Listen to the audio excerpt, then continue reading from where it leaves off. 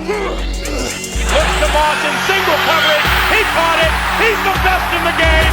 Touchdown! Sir, you can't come in here. Shut up, I'm a football player. My people call me Mr. Touchdown. Anybody who comes in my zone gets laid out. My Bobby. I throw, you catch. It's not that hard. That's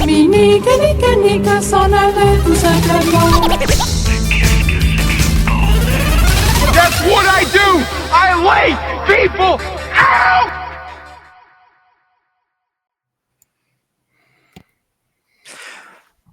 Bonsoir, bienvenue à l'émission Touchdown et Tartiflette, présentée par moi-même. L'expédition spéciale Scooby continue. Je sais pas si ça s'arrêtera, est-ce que ça va se renommer Scooby?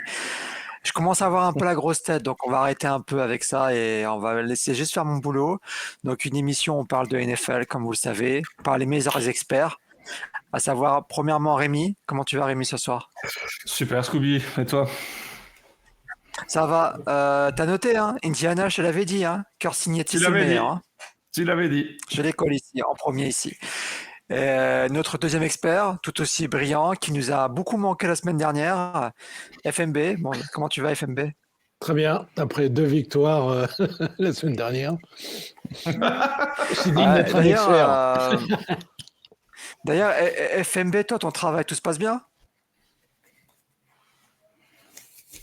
Ah. Apparemment, tout va bien. Tout se passe bien. Tout va bien. Eh ben, c'est pas le cas de tout le monde parce que première news, premier coach viré, à savoir Brian Callahan, head coach des Tennessee Titans, a été remercié après 6 weeks. Je sais, beaucoup, ça fait quand même pas mal parler. Beaucoup de personnes voulaient avoir sa tête tombée du côté des fans des Titans. D'autres un peu plus pragmatiques se disent est-ce que c'est ça de virer après la 6 week on a un nouveau QB et peut-être un des rosters les plus faibles de ces dernières années. Moi, avant de vous le donner la parole, je vais juste souligner un truc, c'est que depuis Trevor Lawrence, tous les head coachs ont été licenciés en cours de saison lorsqu'ils ont pris un QB first round, à savoir Trevor Lawrence, Bryce Young, Caleb Williams, ils ont tous vu leur coach se faire virer, maintenant Cam Ward. Donc FMB, je sais que toi, t'es pas content. Oui. Je suis pas content parce que on tombe dans... Alors, tu as dit à juste titre, c'est vrai que tous les coachs qui prennent des QB jeunes se font quasiment virer, mais ça, c'est pas indépendant de leur choix. Faut savoir qu'en NFL, il y a des coachs qui n'ont pas le choix dans la draft. Ils ont un mot, mais le dernier mot, c'est en général le proprio, suivant certaines franchises. Donc là, c'est plutôt un choix business. Tu étais sûr de vendre plein de maillots, plein de faire de merchandising, de vendre plein de pubs. Dès que tu as un gros QB qui sort de la draft, ça va être le cas pour Arch Manning, vous allez voir. Le gars, il gagne déjà des millions, il n'est même pas en NFL. Donc, le jour où il aura son maillot, ça sera pareil. Donc, ce que j'arrive pas à comprendre, c'est que les propriétaires n'ont pas de patience. Alors, celui-là des Titans, il fait du n'importe quoi, à mon avis, mais il y a beaucoup de franchises où c'est grandiose et n'importe quoi. Ne parlons pas des Jets, on en parlera tout à l'heure, mais je les mets dans le même cas. Virer des coachs qui commencent à faire du boulot, il faut savoir qu'en NFL, il faut quasiment avant, dans les années, on va dire, pures de la NFL, 80-90, il faut au moins 4 ans pour mettre un bon système en place, une bonne équipe en place. C'était la logique des choses. On laissait au moins 4 ans, voire 3. 2, c'était vraiment catastrophique. Mais et les coachs qui se faisaient virer en plein milieu de saison, il y en avait rarement. Après la fin de saison, c'est possible parce qu'il n'y avait pas d'entente ou quoi que ce soit. Mais là, c'est quand même inexplicable. Le gars, ils ont viré Vrabel l'année dernière comme un malpropre, alors qu'il avait fait du super boulot. Et il faut savoir que les performances sportives, c'est pas linéaire. Hein. C'est comme ça. Et ce qui est la NFL aujourd'hui, parce que le niveau est tellement haut que vous avez vu, les prédictions sont quasiment difficiles à faire maintenant, ce qui était moins le cas dans les années 90 et 80, parce qu'il fallait justement, et il n'y avait pas aussi la free agency qu'il y a aujourd'hui, qui permettent maintenant d'une saison à une autre, on est un peu dans le moneyball, un peu comme en baseball, C'est dommage que notre Olivier n'est pas là, parce que vous aurez expliqué le principe du Moneyball. Et on est plus dans une ligue quasiment de fantasy où on achète des gros joueurs et puis d'une année à l'autre, le niveau passe de 0 à 100. Voilà. Donc du grand n'importe quoi encore en NFL. Amir, un truc à rajouter? Je suis assez d'accord avec ça. Je pense qu'on va toujours beaucoup trop vite. Et oui, ça se construit pas en 2 semaines, ni en 10 semaines, ni en 1 an en fait. Et l'histoire prouve quand même que lorsqu'on est patient, on peut construire pas mal de choses. Je pense que gagner tout de suite, c'est pas possible pour beaucoup d'équipes. Et on le voit avec Vrabel, je pense qu'il a, comme l'a dit FMB, il a été viré comme un malpropre alors qu'il a jamais vraiment fait du mauvais boulot, je trouve.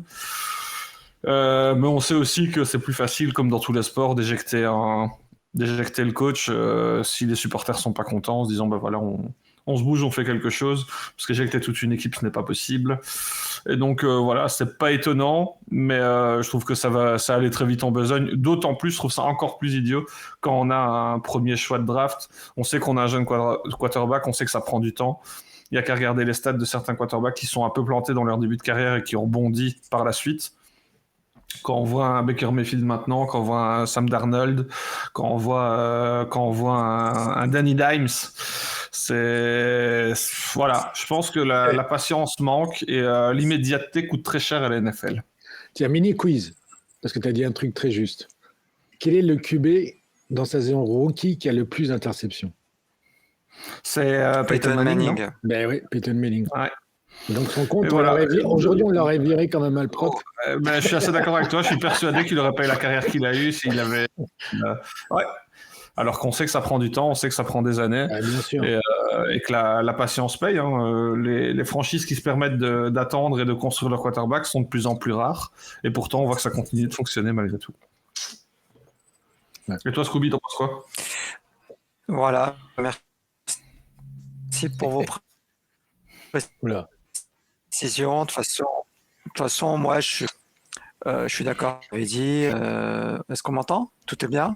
Ouais, je t'entends. Ouais, je t'entends. Ça coupe.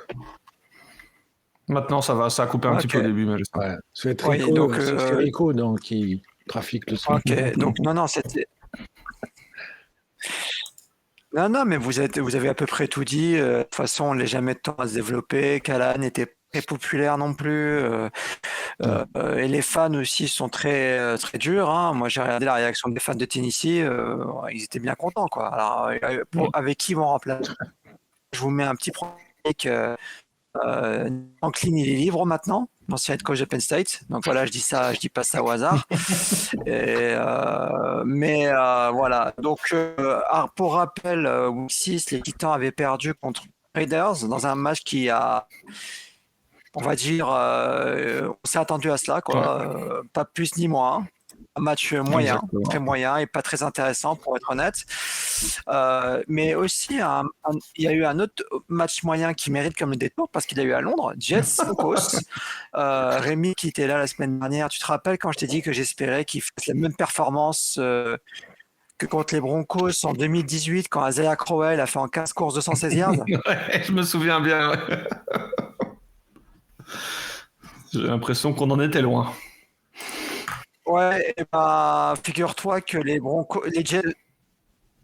Jets en total offense étaient à 82 yards. Voilà, 82 en total offense, sachant qu'à la passe, ils ont terminé avec ce score incroyable de -10. Ça, c'est incroyable. Avec les sacs. C'est incroyable. Donc, 10 à la passe, 92 à la course, quand même, Brice. Donc, un peu. En fait, on ne sait pas trop quoi s'attendre parce qu'on avait quand même dit que les Giants pouvaient scorer et que la principale problématique était la défense. Là, c'était tout l'inverse. On avait un peu un match des Jets à l'ancienne, à savoir un score des deux équipes, 13-11, jusqu'à la fin quand même. Ouais. Mais voilà, c'est terminé avec une 9e défaite Jets qui sont 6. Et Justin Fields toujours le quarterback Jets, mais voilà, beaucoup de questions maintenant avec ce départ qui est quand même très très mauvais, qui est aussi mauvais qu'un ancien Dolphins, Adam Gaze. La petite balle perdue pour Adam. Marc, sur ce pas très intéressant. Ouais, non, c'est vraiment. Parce qu'on peut pas dire que les Broncos ça a été brillant non plus, hein, soit dit en passant. Non, mais après les Jets non plus. Hein. Justin Field, 45 yards à la passe totale. Hein, donc, Ouais, c'est grossier. et combien de sacs il s'est pris? Quelques-uns. Hein. Okay. Il s'est pas pris 5-6 sacs sur le match, je sais plus. Mais... ouais, 5 ou 6, je crois. 5. 6 pour ça. Pour 50. Pardon. 9 sacs, 55 yards de. Waouh. Ouais. Non, la violence. Oh là là. Bah oui, je plains vraiment les supporters londoniens du week-end dernier. C'était pas une propagande pour le sport, ça c'est sûr. Mais bon, on n'a pas vu de propagande pour le sport. Ouais, non, pas pour l'attaque. Ouais. Mais j'ai pas l'impression que les défenses aient surperformé. J'ai surtout l'impression que les attaques étaient très mauvaises, mais c'est peut-être un avis personnel et un peu trop sévère, je ne sais pas. Il y avait des mauvais choix des deux côtés en attaque, on va dire. Ouais. Mais bon. C'est étonnant de Sean Payton, mais bon. Non, mais je pense que c'était un match. C'est un peu un match oubliable quand même. C'était pas très intéressant. C'est dommage que ça ait été à Londres, parce que c'est un peu la vitrine du sport en Europe. Mais c'était un match pas terrible des deux côtés. Sachant que les Jets ont été misérables offensivement par rapport au nombre de yards, mais les Broncos ont quand même gagné que de 2 points. Hein, il ne faut pas l'oublier. Hein. On aime bien tacler les Jets en expliquant qu'ils sont mauvais, ce qui n'est pas faux. Mais il ne faut pas oublier qu'ils ont gagné de misérablement 2 points, alors qu'offensivement, ils ont fait quand même presque le triple en termes de yards. Donc, c'est pas terrible des deux équipes et assez décevant des Broncos, pour être honnête, parce qu'on les voyait quand même un petit peu au-dessus. Voilà. Ouais, ben Bonix qui termine avec beaucoup moins de 200 yards. Les deux équipes match assez. Voilà. Et les deux équipes maintenant ont des matchs assez intéressants. Jets qui vont affronter l'équipe dont on ne voyait absolument pas avec fiche neutre de 3-3, les Panthers de Carolina qui ont gagné la semaine dernière. Je reviendrai vite fait sur ce match-là. Et le match qui m'intéresse après plutôt, c'est peut-être Broncos contre la super nouvelle équipe de New York. Après, la seule équipe de New York, entre guillemets, qui a gagné la semaine dernière, les Giants, qui ont gagné 17-34 contre les Eagles. Un commentaire sur ça y est, c'est bon, on peut y croire? Le retour des Giants? Moi, je les vois se recasser la gueule cette semaine. J'ai l'impression que c'est une équipe qui peut performer. Là, il y avait cette petite rivalité. Il y a ce supplément d'âme qu'on peut retrouver dans cette équipe, apparemment, une semaine sur 2, faut croire. Et j'ai envie de croire que ça reste quand même assez limité. Mais c'est vrai que quand ils sont dans un bon jour, dans un grand jour, et que tout se met bien en place, ça reste, c'est apparemment redoutable. Et la petite folie, la petite hype qui tourne autour de cette équipe doit faire plaisir aux supporters qui en manquent cruellement depuis de longues années. Donc voilà, à voir. Mais voilà, personnellement, je ne suis pas encore dans le train de la hype. Moi, pour une fois, je ne vais pas être d'accord avec mon ami de Belgique, du Belgiquistan. Non, je pense que New York est parti sur un bon trend. Je pense que même le combo, j'aime bien le combo Dart et Scatibou, le running back. On a l'impression de voir des jeunes qui en veulent et ça fait plaisir. Dart, je suis assez impressionné par la qualité de ses passes, la précision. Il n'y a pas photo entre lui et Russell. Hein. Enfin, Russell est trop vieux. Ça, on est d'accord. Alors, le problème, c'est, et je vais peut-être lancer un débat, j'en ai parlé avec d'autres on va dire, compatriotes des Dolphins, c'est bien d'avoir un QB qui court très bien, comme le fait Dart.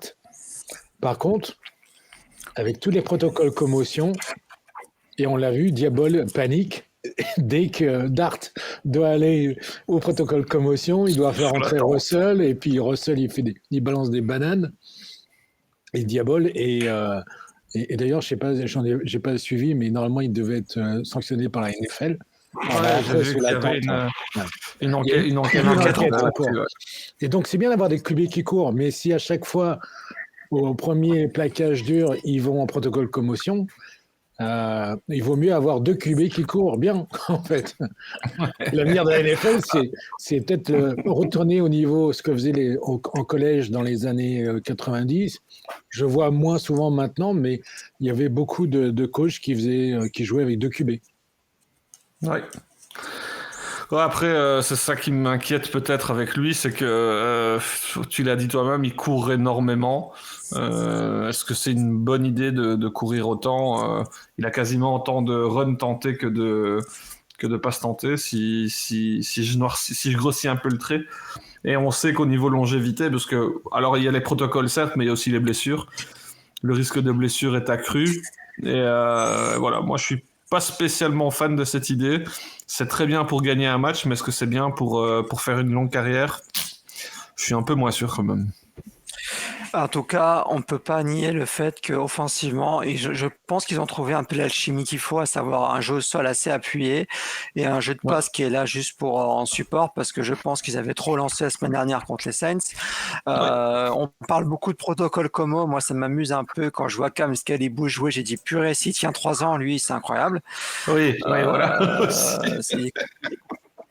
Il est complètement marteau, mais je pense que les Giants sont dans une bonne vibe et je trouve que, en tout cas au niveau du running game, c'est quand même des chiffres assez importants qui sortent chaque semaine.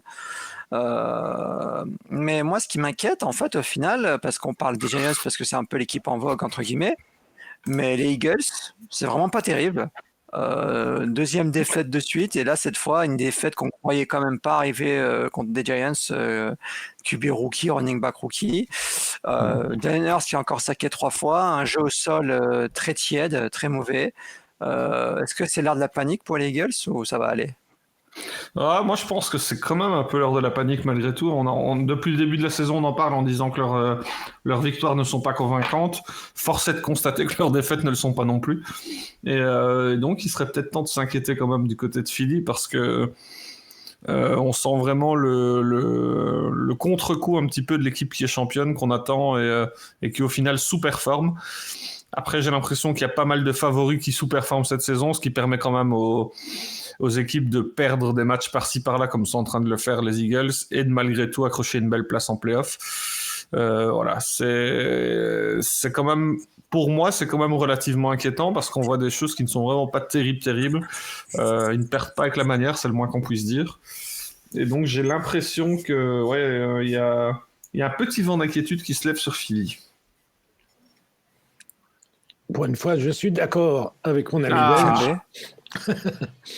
Parce que, alors moi, j'aime pas je suis un peu comme Olivier, je suis pas très fan des Eagles. Personne ne l'est à part les fans des Eagles. Et j'ai toujours trouvé que c'était un peu toujours le même style de jeu, donc il court bien avec Saquon Barkley, Hurts, quand il est obligé de passer, il met vraiment du temps à bien se cadrer. Mais il a la chance d'avoir des super receveurs comme Smith et Brown. Mais si on enlève Brown de l'équation, je pense que les Eagles seraient complètement différents. Et ils ont une super défense, mais qui commence à s'user. Je ne sais pas si c'est parce qu'ils ont gagné Super Bowl et qu'il y a moins de motivation. Mais je pense que c'est un peu le début de la panique. Les Eagles qui vont essayer de rebondir la semaine prochaine contre les Vikings, qui sont aussi un peu beaucoup de questions, qui n'ont pas joué cette semaine. Ouais. Mais à propos d'équipes de favoris qui sont un peu en déclin, Buffalo Bills contre les Atlanta Falcons. On avait souligné en dernier moment que les Falcons avaient la défense numéro 1. Eh ben, ils n'ont peut-être pas aussi manqué que ça à leur réputation. Victoire des Falcons 24-14. Buffalo, qui on croyait allait être vaincu encore un long moment, 2 défaites de suite, qui n'est plus premier de l'AFC Est, à savoir que les premiers sont maintenant les Patriots. Et donc, est-ce qu'il y a un vent de panique qui souffle à Buffalo ou c'est toujours la neige la grisaille là-bas, donc ils sont habitués? Je pense que l'inquiétude n'y est pas encore, mais ici on a une bye week du côté de Buffalo. Les Patriots jouent une équipe très abordable de Tennessee. Au niveau talent, de toute façon, avec Josh Allen, normalement les victoires vont revenir, mais en attendant, ça reste très peu convaincant. Et donc, pour moi, ça ouvre la voie à une équipe qui est en train peut-être de faire son petit retour, à savoir les Chiefs, qui pourraient sortir avec un bilan très moyen de cette saison et malgré tout se retrouver de nouveau favoris en playoff et de nouveau peut-être au Super Bowl. Je vais un peu vite en besogne, mais quand je vois les performances des Ravens, quand je vois les performances des Bills ici, sur ce match-ci, je trouve que c'était relativement inquiétant. Ouais, c'est difficile à dire, mais ouais, tous ces grands favoris ne le sont plus. On avait un ordre établi un petit peu depuis quelques années, à savoir un trio un petit peu invincible en AFC avec les Ravens, avec les Chiefs et les Bills. Bah, force est de constater que ce trio bat de l'aile, et donc est-ce qu'une équipe va en profiter? Est-ce qu'ils vont revenir? Est-ce que voilà. Les points d'interrogation sont un petit peu partout. On a l'impression, en tout cas, que du côté de Buffalo, il y a des choses à changer. C'est le moins qu'on puisse dire. FMB. Oui, bah, je pense que Rémi a tout juste. Moi, comme j'ai toujours dit, et je le redis, je l'ai même dit à mon pote Olivier, le point faible des Bills, c'est pas les joueurs, c'est le coaching. McDermott, ok, il a plein de victoires, et je ne sais plus combien de wins, là, il est en... Mais franchement, s'il n'y avait pas Josh Allen qui sauvait le match, à chaque fois, je pense qu'il aurait plus de défaites. Là, je pense que c'est un match qu'ils n'auraient jamais dû perdre, même si Atlanta il devient une bonne équipe. Mais c'est un match, franchement, qui est plus qu'à la portée des Bills. Donc là, c'est encore... ils vont se maudire encore, ils vont encore pleurer parce qu'ils vont faire une cagade en play-off. Voilà, donc c'est dommage pour les Bills, parce qu'ils méritent quand même de retourner au Super Bowl et d'en gagner un jour quand même. Parce qu'ils sont quand même parmi les équipes qui n'ont pas gagné le Super Bowl. En y allant 4 fois, c'est quand même... Les Jets ont gagné un Super Bowl, donc quand même.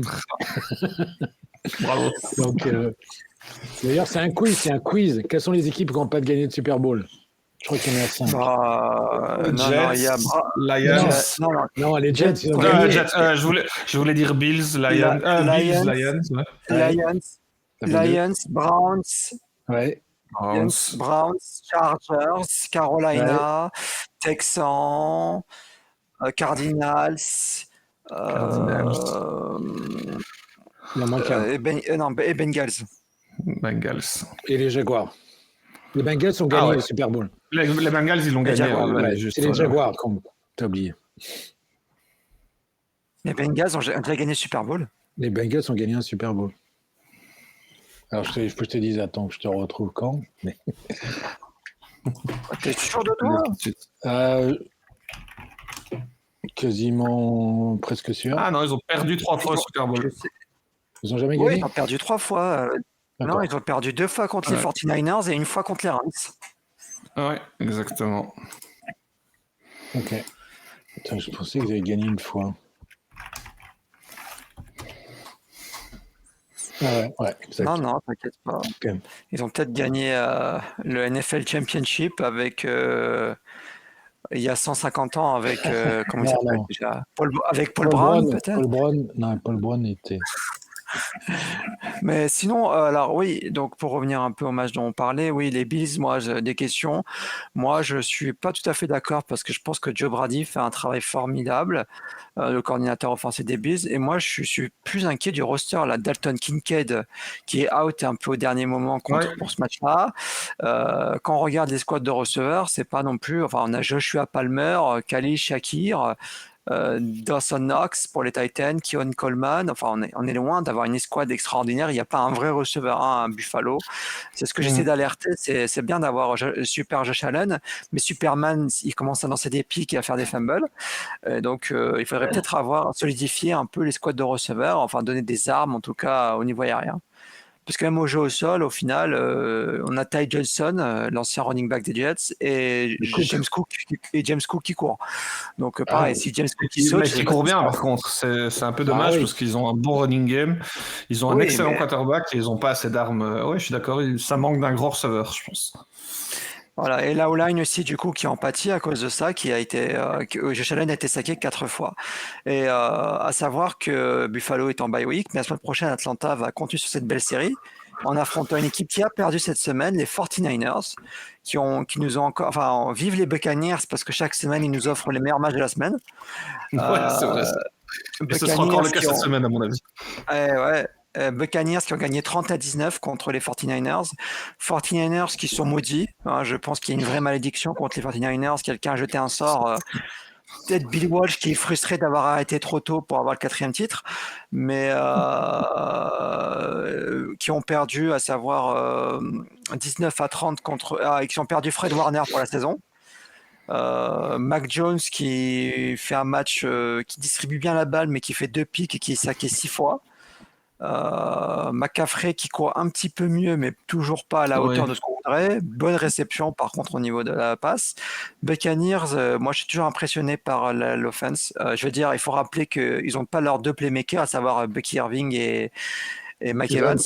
Et malgré tout, Baker Mayfield fait le match. Et moi, je pense que je peux lancer un débat tout en parlant de ce match-là.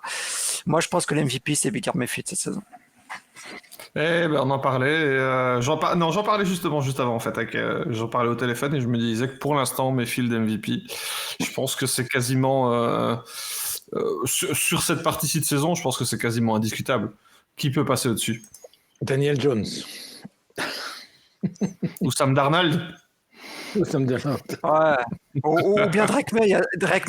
Non, mais sinon. Drake May, gros début de saison. Drake May, attention, je crois qu'il est 3e, 4e à la place déjà. Pour moi, le MVP, c'est Baker Mayfield ou Jonathan Taylor. Ce sera un QB de toute façon. Oui, moi je cite des QB parce que c'est vrai qu'on est toujours à lire des QB, mais les Bucks c'est d'autant plus impressionnant, c'est qu'ils n'avaient pas Evans, ils n'avaient pas Irving, mais ils ont perdu aussi assez rapidement Egbuka. Egbuka, le jeune là qui promettait. Donc franchement, faut réussir à faire ça avec ton receveur numéro 3, 4, 5. Ouais. Donc c'est impressionnant. FMB dans le match. Non, Mayfield il m'impressionne, moi. Alors, avec tous les receveurs qu'il a des fois du mal à démarrer, c'est un peu un diesel, mais quand ça marche, quand il est lancé, il fait vraiment le boulot, quoi. Moi, j'aime pas trop parler de ces facteurs-là, mais je trouve que pour le cas de Memphis, c'est vrai. Je pense que c'est un mec qui est sur le terrain toujours intense à 200%. Quand on voit la 3e et longue qu'il fait, où il court sur la balle, il y va de toute son âme pour prendre la première, c'est impressionnant. Il n'y a pas tout le monde qui est capable de faire ça. Et Baker est un vrai leader. Ce serait bien qu'une équipe comme les Browns ait un QB comme celui-là un jour. Et voilà. Ou les Panthers, c'est ça?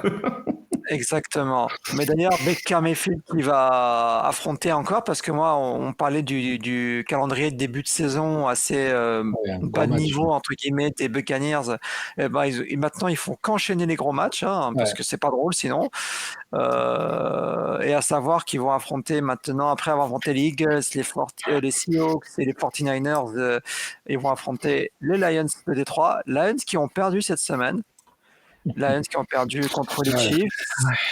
Et j'ai l'impression, est-ce que c'est le retour de Patty Mahomes? Est-ce que c'est le retour de Patty Mahomes ou c'était un peu de la chance? Bon, en tout cas, ils en avaient besoin de cette victoire. Ils en avaient besoin, ils l'ont chopé. Et on l'a dit, il y a tellement plus personne qui performe en AFC que... au final, il faudra quel bilan pour être faire seed? Il faudra quoi? 12 victoires? 11 victoires? Je pense qu'avec 11 victoires, il y a une première place possible de ce côté-là de la NFL. Mais voilà. Olivier, ils ont gagné grâce aux arbitres encore. Alors je sais pas si l'arbitrage était encore mauvais. Je sais pas si tu as regardé le match, mais c'était vraiment mauvais. Hutchinson, le pauvre, mais c'était holding sur holding à chaque jeu. Il y a au moins 3 ou 4 holdings flagrants qui n'ont pas été... J'admire le gars parce qu'il garde sa patience, son calme. Oh, putain. C'était scandaleux, vraiment scandaleux. Moi, ça aurait été limite pour moi. Au bout du 4e, je crois que... Et en plus, sur des plays super importants, des 3e tentatives. Enfin, non. C'était un peu grossier, cet arbitrage, mais malgré tout, faut dire ce qui est, les Chiefs ont sorti quand même une grosse performance. Et donc, ça les replace un petit peu. Hein. Ils en avaient besoin, ils l'ont eu. Ils n'ont pas un calendrier super facile, donc ils avaient plutôt intérêt à se remettre sur le droit chemin. Et il faudra de nouveau compter sur eux. Parce que, voilà, devant, à part des Colts qui sont très bien partis, mais ça reste les Colts pour moi, et ça reste perfectible, et j'attends de les voir face à des grosses équipes. Voilà, c'est une AFC extrêmement ouverte, avec pas mal d'équipes en retard par rapport à ce qu'on attendait d'eux. On a parlé des Chargers en début de saison, c'est un peu l'effondrement total. Je n'y crois plus trop. J'ai l'impression que le château de cartes est en train de s'effondrer. Ils ont gagné cette semaine, mais c'était quand même assez laborieux. Je pense que FMB pourra confirmer ce que je dis. Et voilà. Il faudra de nouveau compter sur M. Mahomes.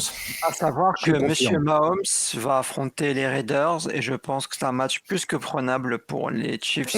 Abordable a priori. Abordable a priori. La Week 6, on va... Le problème... Attends, juste une petite parenthèse, parce que le problème, je suis pas sûr que ça sera aussi simple chez les Raiders, parce que Max Crosby, c'est pas un saint, hein, c'est pas Hutchinson. Lui, il va vraiment, il va vraiment casser la dernière fois. Tu sais, la dernière fois que tu as dit ça, c'était pour la Week 5 dans le match-up Colts Raiders. Ça n'a pas fini très bien pour les Raiders. Hein. Ouais, mais. Donc, à voir. Moi, je dis toujours qu'un seul joueur ne peut pas faire grand-chose, en fait. On peut avoir Max Crosby, on peut avoir le meilleur pass rusher. Regarde les Browns, ils ont Myles Garrett. Générationnel, c'est pas suffisant, et on peut pas avoir... Ils ont gagné contre Green Bay grâce à leur D-line. Oui, grâce à leur défense de manière générale. Ouais. Pas que leur D-line. Donc, c'est ça que je voulais dire. C'est que Crosby lui-même, c'est pas un Superman. Hein. On peut faire des schemes, on peut faire outside de notre côté, et Andy Reid est assez smart pour ça. On peut mettre 2 joueurs sur lui, avoir un petit bloc du Titan. Enfin, il y a tellement de manières de neutraliser un joueur. En fait, le problème des Raiders, c'est global. C'est le roster, il n'est pas encore au faux niveau, mais c'est pas grave. Je pense que Pete Carroll est un bon coach, et même un excellent coach, un des meilleurs tous les temps. Il l'a prouvé en NCAA, en NFL, où qu'il aille. Mais voilà, il faut un peu de temps aussi avec Chip Kelly et compagnie. Et ils vont pas. Rome ne s'est pas construit en un jour. Juste la question du quarterback avec Guino, ça c'est notre histoire. Ouais.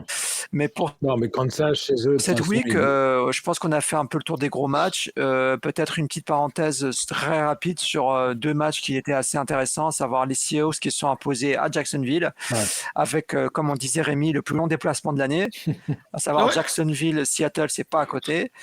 Sam Darnold qui est encore excellent. Hein. Darnold qui est très très bon, avec Jackson, on parlait de Ekbuka qui est très bon, et Jackson Smith et Jigba qui est aussi excellent. Rien à redire à ce niveau-là. Qui est d'ailleurs leader maintenant parce que Puka s'est blessé, qui est leader de la NFL en termes de yards. C'est quand même assez incroyable.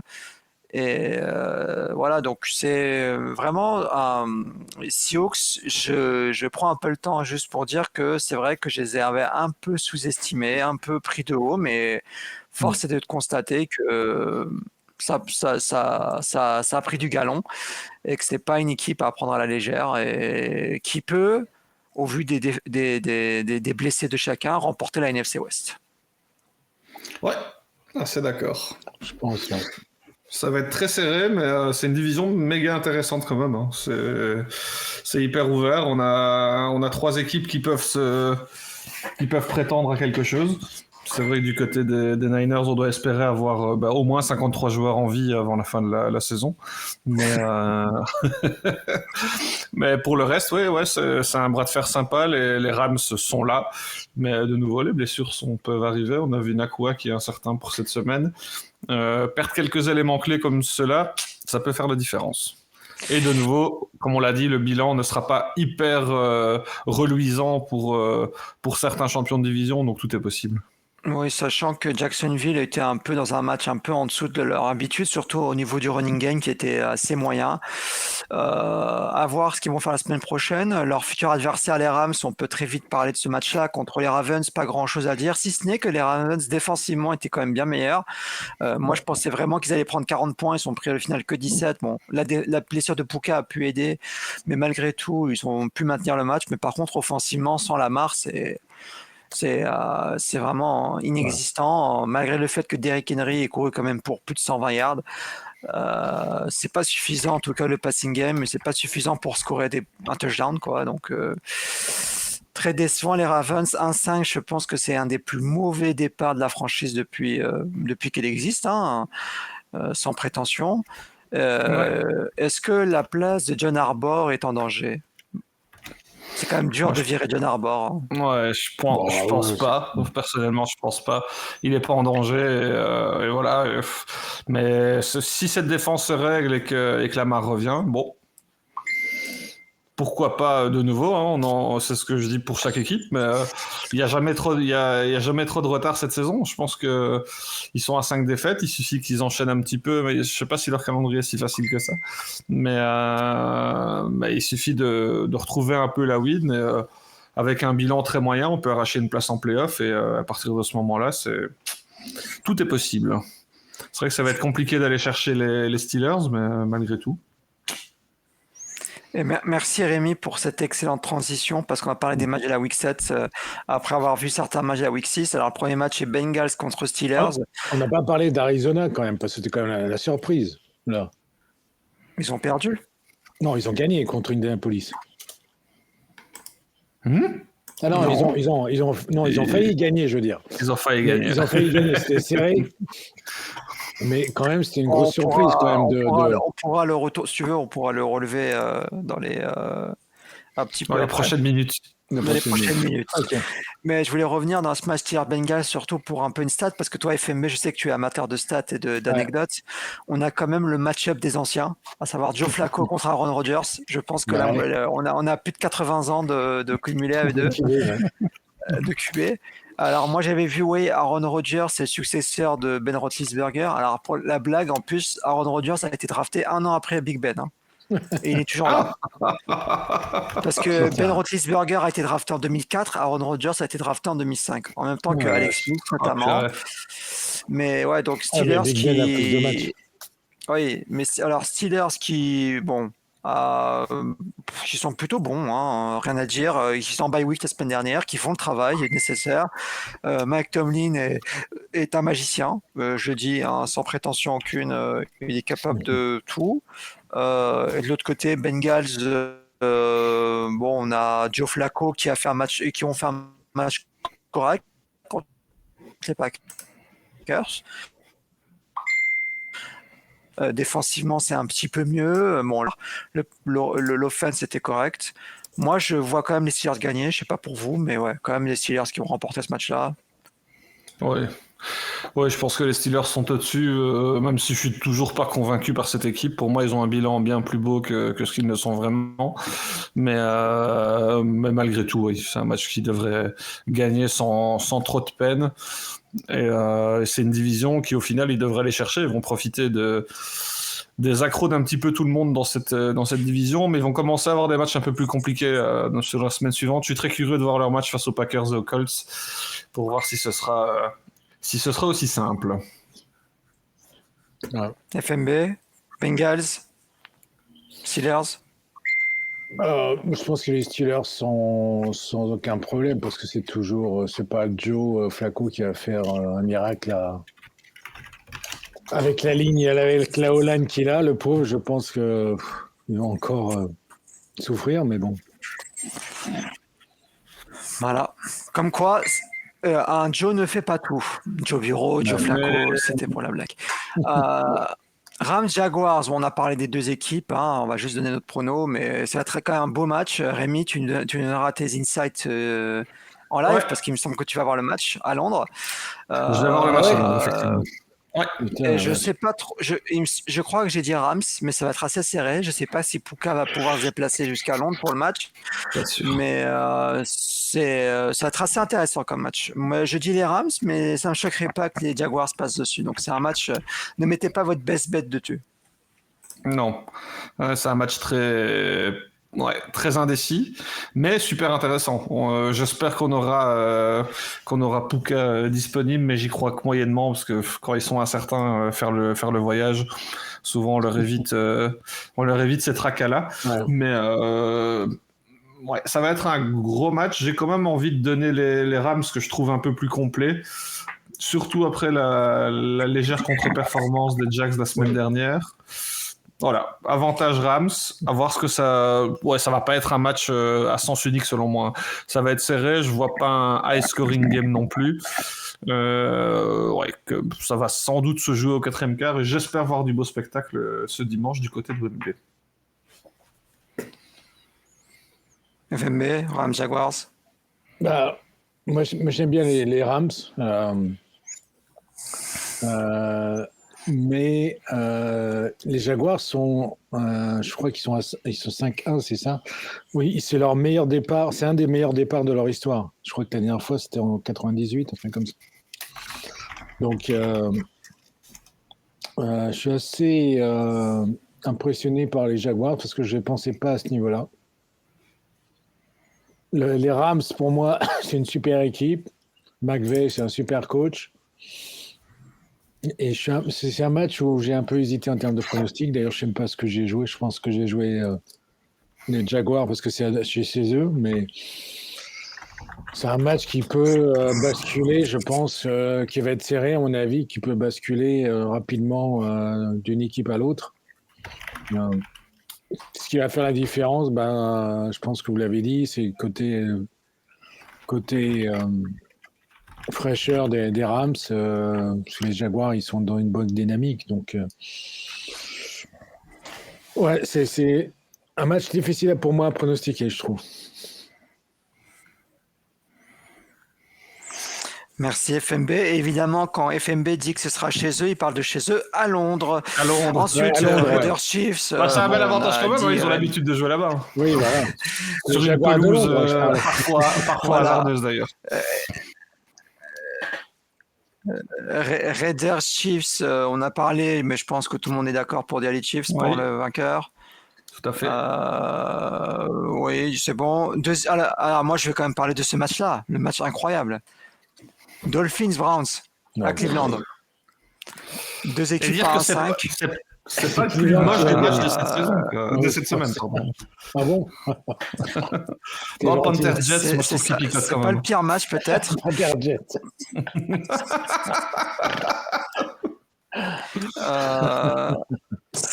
Tout est c'est catastrophique. pour Browns Dolphins, j'ai quand même dit les Dolphins parce que je pense qu'offensivement ils seront plus capables d'un marqué que l'offense des Browns. Malgré tout, je sais que FMB est biaisé et pour lui il faut tout brûler, mais non, Browns c'est quand même assez compliqué offensivement, mais et j'ai peur que Stefanski soit le prochain à sauter, pour être honnête. Ça pourrait arriver, effectivement. FMB, Rémi, pas grand-chose à dire. Hein. Non, là-dessus, il n'y a pas grand-chose à dire, comme tu l'as dit toi-même. Match perdu pour les Dolphins. Je crois que c'est un match perdu pour tout le monde, surtout pour les spectateurs. Oui. Je plains les spectateurs qui vont payer. Non, moi, je donne quand même mon avantage aux Dolphins. Dolphins. Conclusion extraordinaire. Moi, je donne quand même mon petit avantage aux Dolphins parce que j'estime qu'ils ont plus de capacité à scorer que nos amis des Browns qui... Voilà. Pas moi. Vu les Browns quand ils ont gagné contre Green Bay chez eux. Ouais, mais ils ont gagné une fois contre Green Bay, mais toutes les autres semaines, c'était quand même pas... Ouais, mais là, Myles Garrett, il va se faire un petit sandwich hawaïen, tu vas voir. Bah justement, tu vas perdre toi après 6 minutes, c'est ta chance de gagner quand même. Après, il y a Zach Wilson derrière, donc il est imprévisible, le gars. Profites-en. Et on donnera plus la balle à Devon Etchen, comme ça, c'est bien. Oui, c'est sûr. Mais je préfère Wilson que tu as. Hein. Donc, mais pour moi, c'est un loss. McDaniels m'informe qu'ils vont faire... est-ce que tu as Eric Hill? Ah non, tu as Eric Hill, pardon, il est blessé. Ensuite, prochain match, Patriots-Titan. Bon, Patriots, winning streak, pas grand-chose à dire. Mais je pense que les Titans, plus des coach. Alors, attention, moi j'appelle ça depuis cette année la jurisprudence UCLA. Attention, parce qu'on peut être la plus mauvaise équipe de la division et quand on vire de head coach, tu bats tout le monde. Mais parce que tu deviens tellement imprévisible. Mais donc, mais bon, si le play calling n'a pas changé, etc., je vois pas les Patriots perdre ce match-là. Ils sont dans une bonne dynamique. moi, je pense que c'est quand même assez facile pour les Patriots. Je pense qu'on est tous d'accord sur ça. On est tous d'accord, il y a juste un point où si je dois chipoter un petit peu, j'espère voir face à une équipe qui est assez friable face à la course, enfin une nouvelle bonne rencontre des Patriots au niveau du jeu au sol, parce que contre les Saints c'était catastrophique.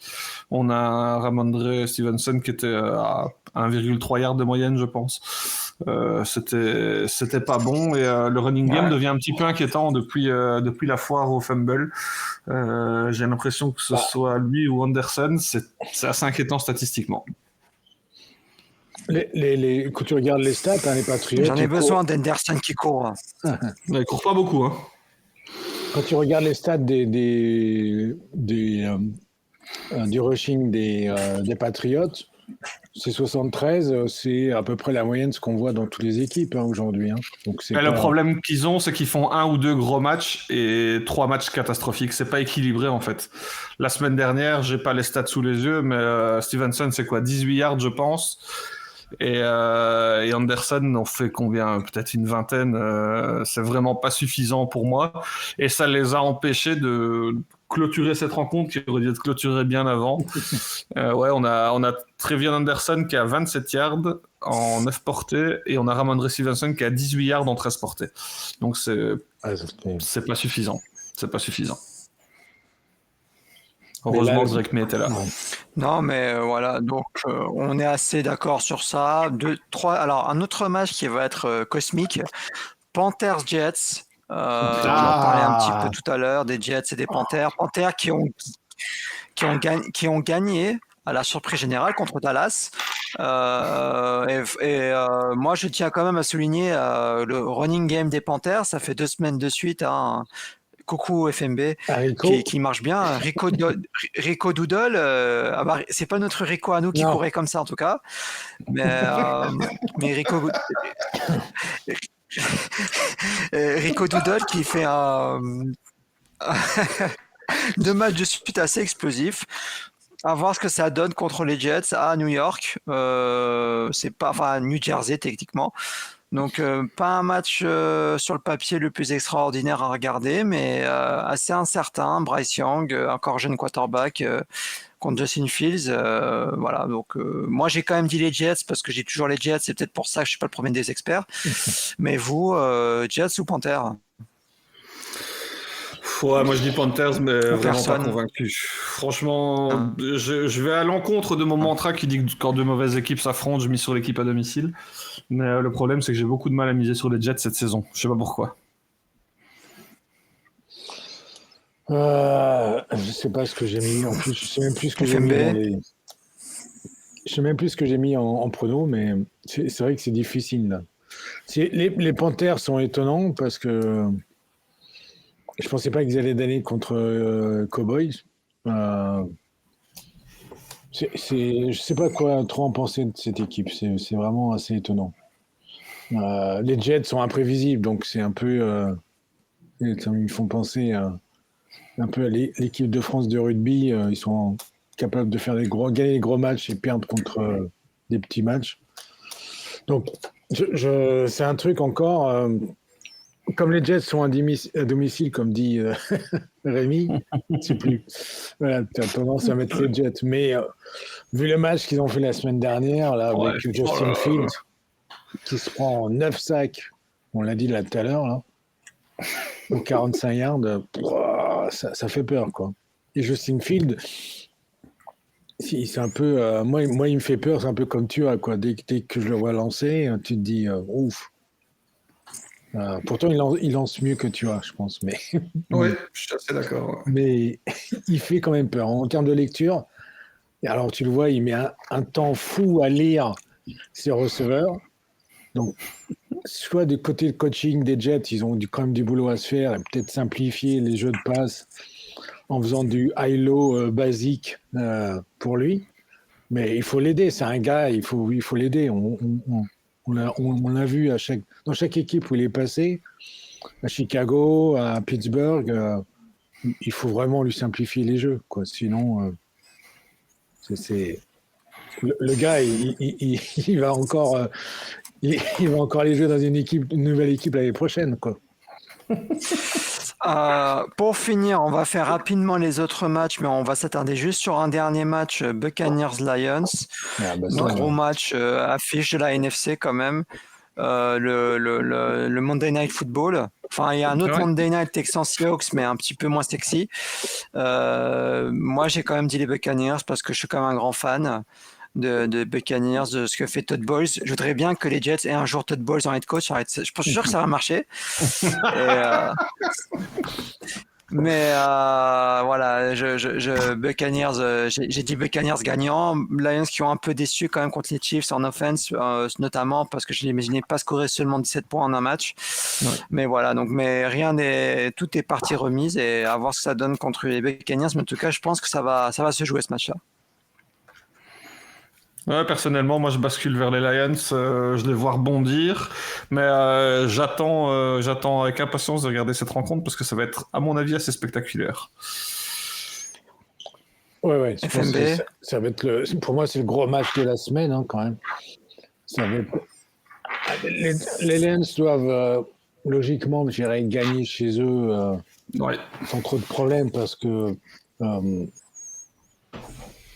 ils sont obligés de gagner là, donc pour montrer s'ils veulent aller au playoff.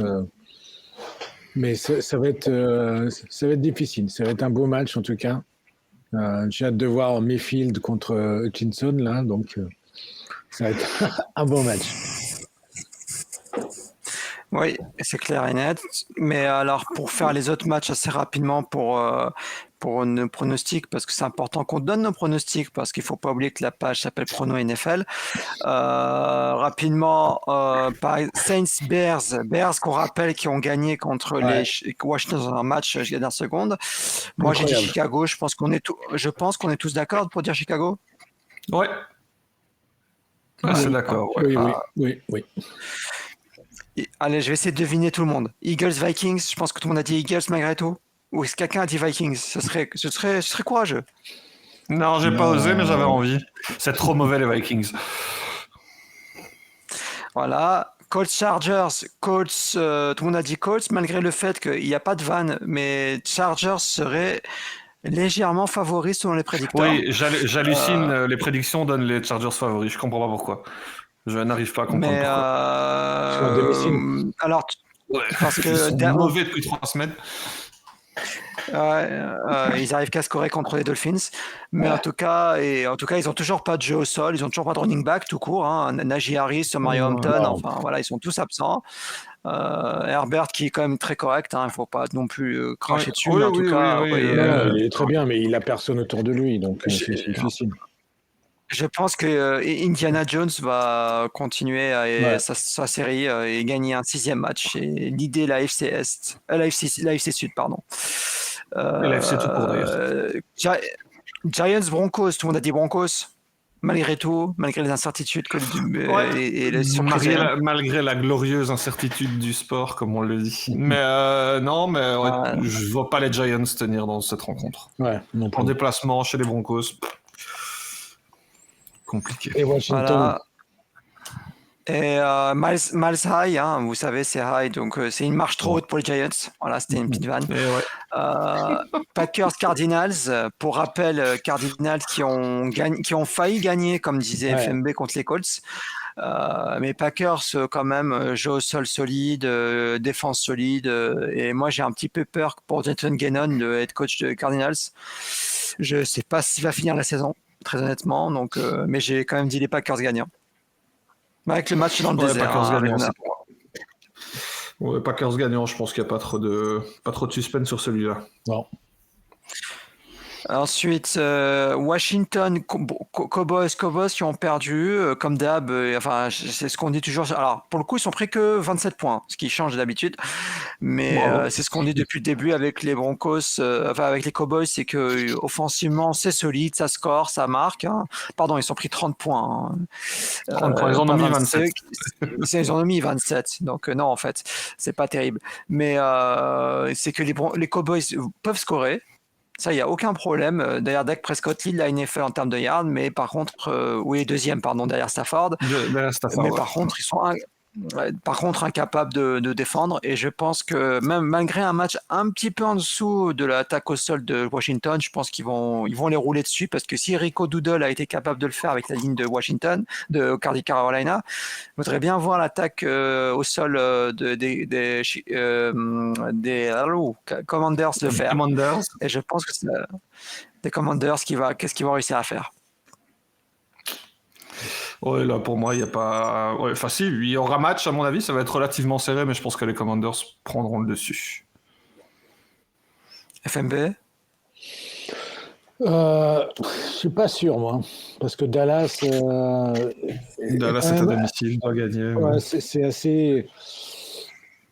C'est assez bizarre, Dallas, parce que moi, j'étais impressionné en début de saison quand ils avaient perdu de justesse contre les Eagles. Et puis après, ils se font ils se prennent une fessée par les Panthers. Tu te dis, c'est quand même bizarre, la NFL. Hein. Donc là, et vu que Washington, là, contre les Bears, ils ont vraiment mal joué. Pourtant, Daniel est là et de retour, donc je ne suis pas convaincu que... Moi, je mettrais Dallas vainqueur. Mais peut-être match serré encore. D'ailleurs, pour l'anecdote, parce que c'est toujours marrant d'avoir des petites stats, la meilleure attaque au sol à partir de cette semaine, c'est à 0,2 yards près à nos amis d'Atlanta, il me semble, de ce que j'ai vu. Oui, Atlanta a la meilleure attaque au sol. Derrière, Buffalo, 3e Washington, 4e Carolina et 5e les Jets. 130... oui, hein, ça surprend, mais c'est vrai. Et ensuite, nous avons enfin, pour terminer justement, on disait Atlanta contre les 49ers. 49ers qui n'ont plus d'équipe, Fred Warner out, Atlanta qui a un gros jeu au sol et aussi une grosse défense, une meilleure défense de la NFL. Je pense qu'Atlanta va gagner ce match-là, même s'ils doivent se faire ce déplacement incroyable. Atlanta jusqu'à Santa Clara, c'est pas à compter non plus. Ouais, pour moi, ça va pas être si simple. Hein. Le déplacement est relativement périlleux. Les blessures sont là, mais ça reste un match piège. On voit toujours des Niners qui sont toujours là, en fait, sont toujours dans le match. Ouais. Ça s'est pas joué à grand-chose contre les Bucks, parce qu'il y a ce petit miracle en 3e tentative de Baker, mais sinon, il y avait un point d'écart entre les équipes à ce moment-là, et les Niners pouvaient récupérer le ballon. Ils sont toujours dans la rencontre. Là, ils sont à domicile. Ils jouent des Falcons qui sont bons cette saison, faut le dire, mais qui restent les Falcons, donc ça reste une équipe pour moi abordable, et donc ouais, j'ai beaucoup de mal à trancher sur cette rencontre. Et toi, FMB?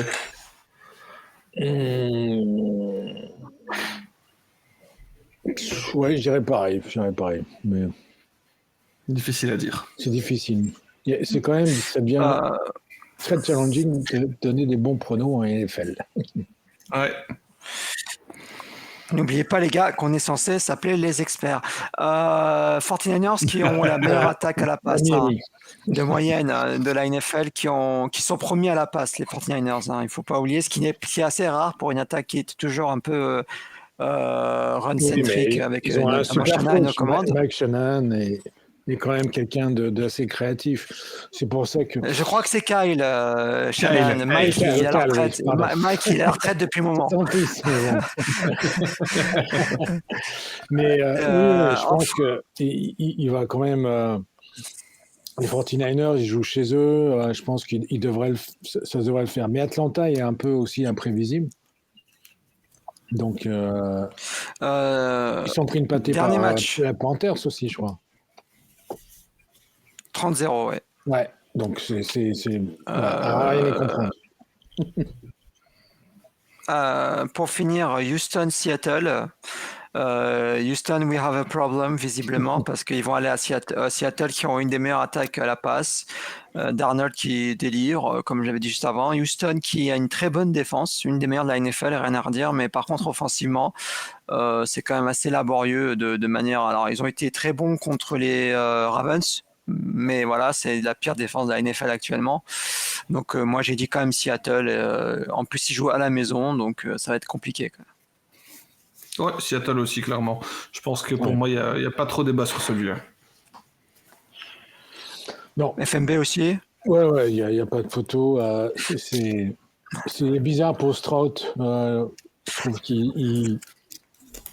on disait tous qu'on était tous impressionnés par lui dans la première saison de rookie, la deuxième année aussi, mais là, on a l'impression qu'il régresse. Donc, c'est un peu inquiétant. Ouais.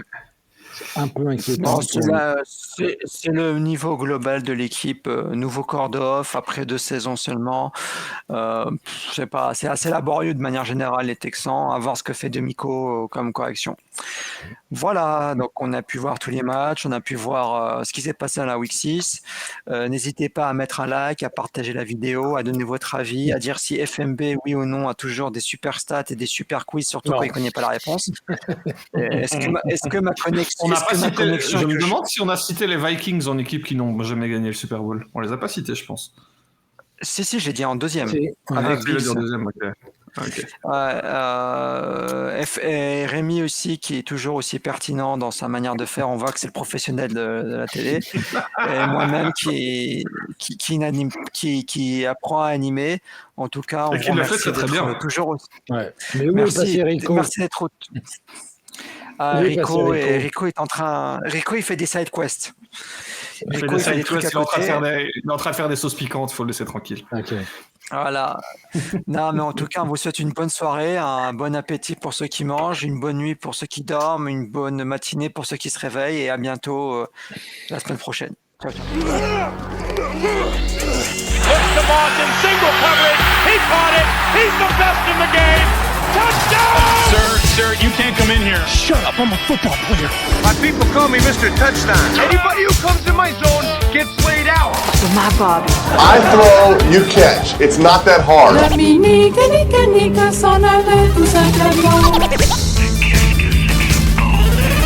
That's what I do. I lay people out.